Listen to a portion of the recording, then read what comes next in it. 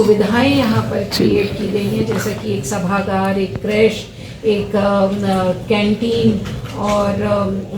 कई सारी इस तरह की सुविधाएं यहाँ पर क्रिएट की गई हैं, जिससे हमारे जो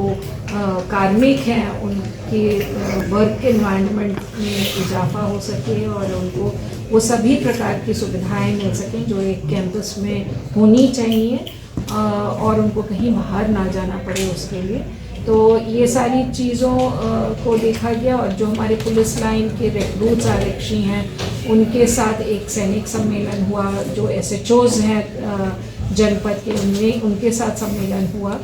और उनको दिशा निर्देश दिए गए कि शासन की प्राथमिकता के अनुरूप कैसे उनको आगे काम करना है। लॉ इन्फोर्समेंट एजेंसीज में लॉ की रूल ऑफ लॉ प्राथमिकता होता है और उसको किस तरह से इन्फोर्स करना है, और जो एक डिसिप्लिन फोर्स, एक यूनिफॉर्म की डिसिप्लिन फोर्स में जो हमारी फाउंडेशनल संस्कार होते हैं उन पर गंभीरता से खरे उतरना है और sense of duty, sense of responsibility, एक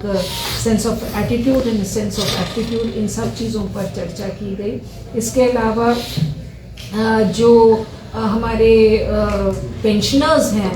वो भी हमारा एक अभिन्न हिस्सा होते हैं। तो कई जनपदों से पेंशनर्स आके हाथरस में सेटल होते हैं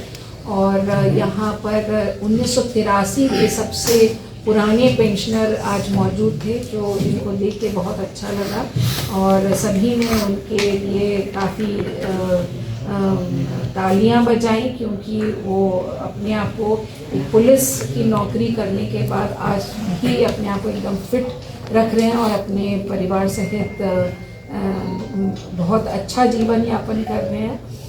तो जो पेंशनर्स की समस्याएं होती हैं, जैसे चिकित्सा प्रतिपूर्ति है, उनकी यात्रा भत्ता है और उनकी और भी कैशलेस ट्रीटमेंट वगैरह जितनी भी सुविधाएं एक पुलिस विभाग देता है अपने पेंशनर्स को, उन सब पर भी ध्यान अमल में लाया गया और जो समस्याएं उनको नोट की गई। इसी प्रकार से जो व्यापार मंडल है,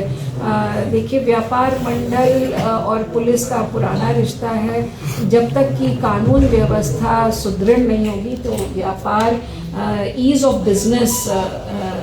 संभव नहीं हो पाएगा और व्यापार के लिए बहुत ज़रूरी है कि शांति व्यवस्था किसी भी प्रकार से भंग ना हो। पर व्यापारियों की कुछ छोटे मोटे मुद्दे थे